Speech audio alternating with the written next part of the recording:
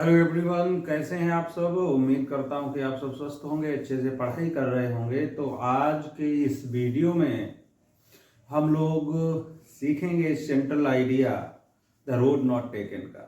जी हाँ, जैसा कि हम सभी जानते हैं, कक्षा 9 की पहली पोएम जो है उसका नाम है द रोड नॉट टेकन, जिसे लिखा है अमेरिका के कवि, अमेरिकन पोएट रॉबर्ट फ्रॉस्ट ने।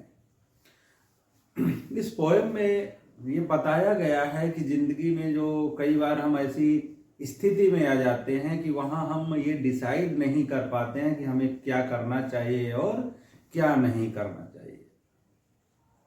ओके, तो दुविधा में फंस जाते हैं। हमारे इस पोएम में भी जो है हमारा क्या है, ट्रेवलर है या यूं कह दीजिए कि पोएट है, जंगल में जाता है और एक ऐसी जगह पर पहुंच जाता है कि जहां पर रोड जो है डिवाइड हो जाता है, दो तरफ हो जाता है। एक ऐसा रोड जिस पर बहुत सारे यात्री जा रहे हैं, बिल्कुल मजा हुआ है, और एक ऐसा रास्ता जो बाधाओं से भरा हुआ है, उस पे झाड़ियां हैं, उस पे घास है, उस पे पत्तियां पड़ी हुई हैं।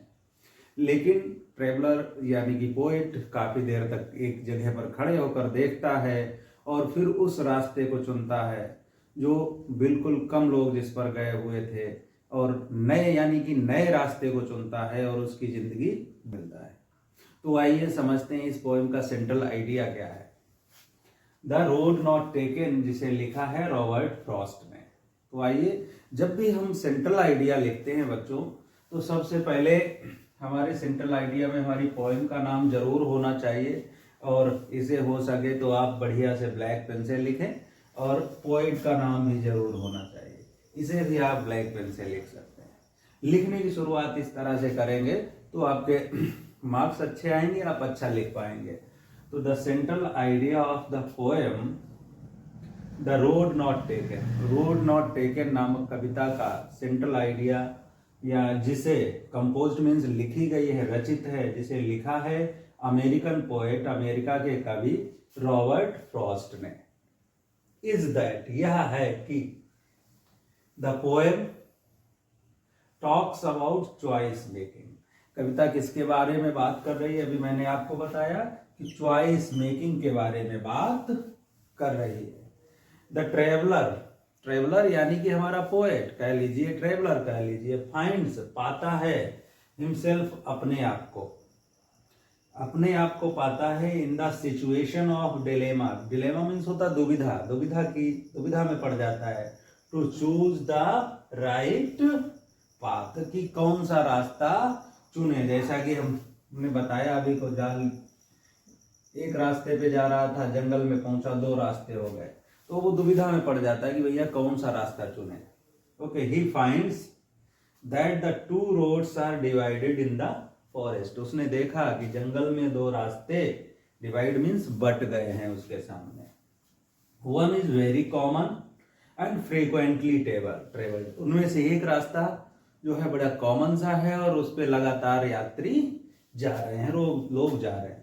वाइल, जबकि, वाइल मीन्स जबकि, अदर इज, दूसरा, इज लेस ट्रेवल्ड, उस पर कम लोग जा रहे हैं, एंड फुल ऑफ ग्रास, और घास से भरा हुआ है, एंड फॉलन लीव्स, उस पर बहुत सारी पत्तियां गिरी हुई हैं, सुबह सुबह का टाइम है। एट लास्ट, अंत में, he chooses the less walked road, वो कौन सा चुनता है? कभी जो है हमारा ट्रेवलर है, वो रास्ता चुनता है जिसपे कम लोग गए होते थे।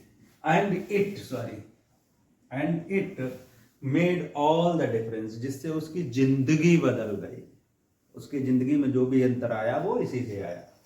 We should take all the decisions very wisely, इस कविता से हमें सीखने को मिलता है कि जिंदगी में हम जो भी निर्णय लें, जो भी चीजों का डिसीजन लें, तो बड़ा बुद्धिमत्ता से लेना है, आंखें बंद कर कर डिसीजन नहीं लेना है, और ना ही आंखें बंद करके जो सब कर रहे हैं हम भी वही करें, ये नहीं, हमें अपनी समझ को विकसित करके अपनी समझ के हिसाब से अपना काम करना होता है। तो ये सेंट्रल आइडिया है पोएम का, आप एग्जाम में लिखने को आता है तो इस तरह से लिख सकते हैं।